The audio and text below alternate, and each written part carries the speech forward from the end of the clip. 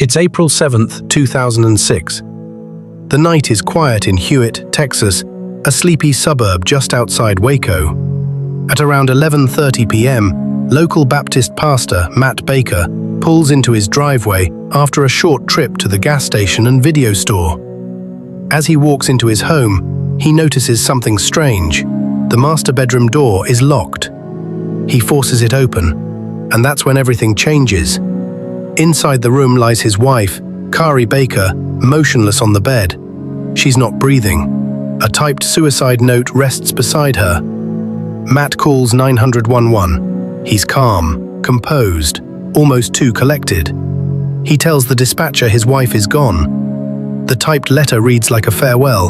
"I'm sorry, I just couldn't take it anymore." But it lacks a signature. And for Kari, a meticulous, educated third-grade teacher with a master's degree, the letter's spelling errors and formatting are uncharacteristic. Still, that night, the scene is accepted at face value. A tragedy, they say.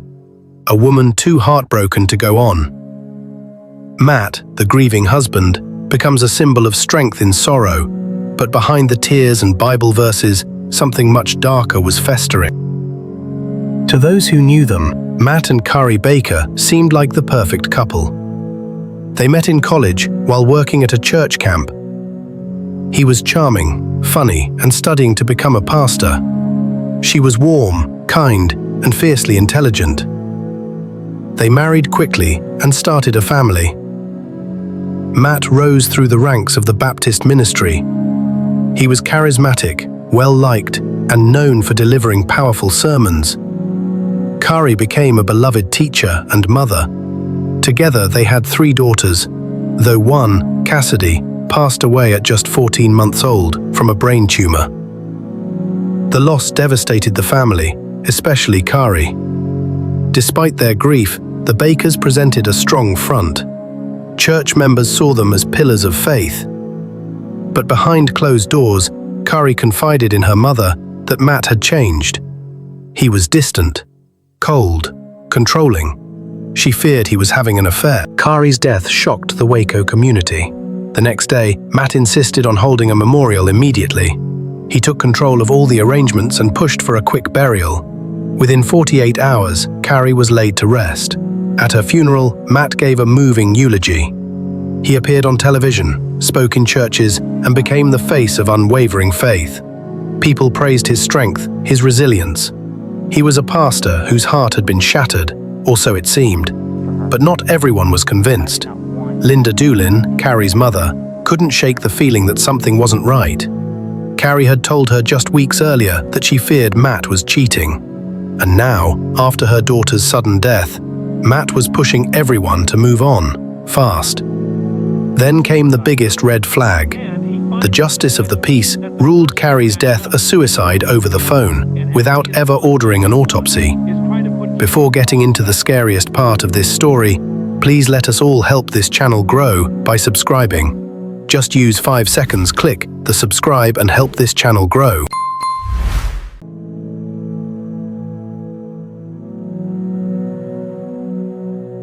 Linda began digging. She reviewed police reports, crime scene photos, and Kari's phone records. And what she found chilled her to the bone. First, there were only 10 crime scene photos, an unusually low number for an unexpected death. Second, Kari's phone was still active after her death. Dozens of calls were made, including some to Matt. He later said he'd given the phone to a church member, but the timing felt too convenient.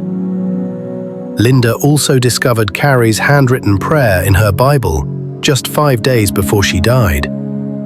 "Lord, I have so much worry and I cannot get a hold on it. I'm asking you to protect me from harm. I'm not sure what is going on with Matt, but Lord, help me find peace with him." Kari's voice was crying out from beyond the grave. Determined to uncover the truth, Linda hired attorney Bill Johnston and former Texas Ranger Matt Cawthon. They filed a wrongful death lawsuit against Matt Baker. That allowed them to subpoena his internet records. What they found painted a horrifying picture. In the weeks leading up to Kari's death, Matt had been searching overdose on sleeping pills, He had been watching adult content on church computers, and there were emails, messages to a woman named Vanessa Bulls. Vanessa was a 23-year-old congregant, and she wasn't just a friend. She was Matt's mistress. More than that, Vanessa knew about the plan to kill Kari. She testified that Matt told her he was going to make it look like suicide. He even told her how he would do it.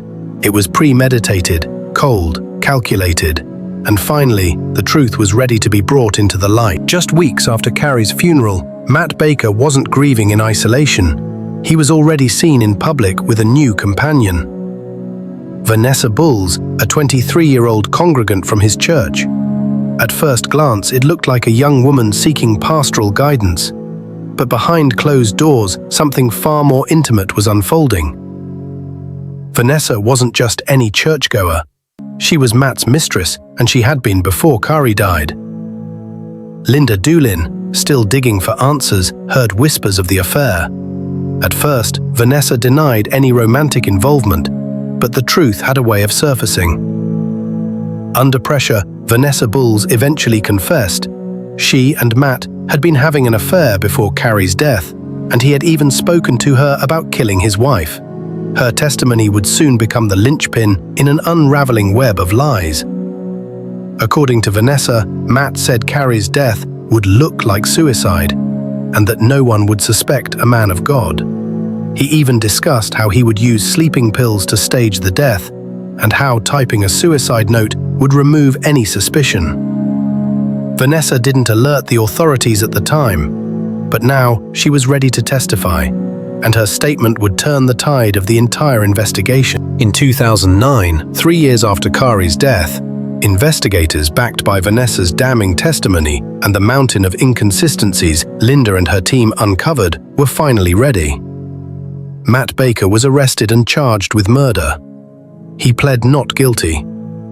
The trial that followed would expose not just the crime, but the mask of righteousness Matt had worn for years, a mask he had used to manipulate not just his community, but the legal system and media. The courtroom was packed. For the first time, all the evidence was laid bare. The typed suicide note, not handwritten, full of spelling errors Kari would never make. The search history, detailing methods of overdose weeks before the incident. Kari's handwritten Bible notes, pleading for God's protection and expressing fear of her own husband. And finally, Vanessa Bulls' testimony, confirming premeditation and Matt's dark intent. The defense tried to paint Kari as unstable. They claimed the death was suicide, driven by grief over the loss of her daughter Cassidy. But the jury saw through it.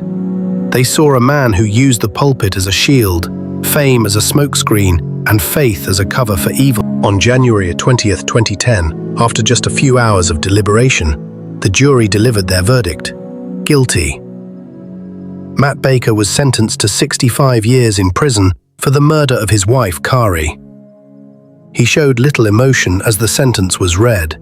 No remorse, no regret, just the cold, calm facade of a man who had convinced himself that he could outsmart everyone. But this time he failed. The real hero of this story isn't a detective or a lawyer, it's Linda Doolin, a mother who refused to let her daughter's voice be silenced, who became an investigator, advocate and protector of her grandchildren long after the justice system walked away. Her relentless pursuit of the truth not only uncovered a murderer, but saved 2 young girls from a life built on lies. Today, Kari Baker is remembered not by the tragic headlines, but by the strength of a family that wouldn't back down. And Matt Baker? He became a symbol, not of faith, but of what evil looks like when it hides in plain sight. If you really enjoy this triumph of justice in the end of this case, please kindly leave a like and subscribe to this channel, The America's Biggest Crimes. Thanks for watching.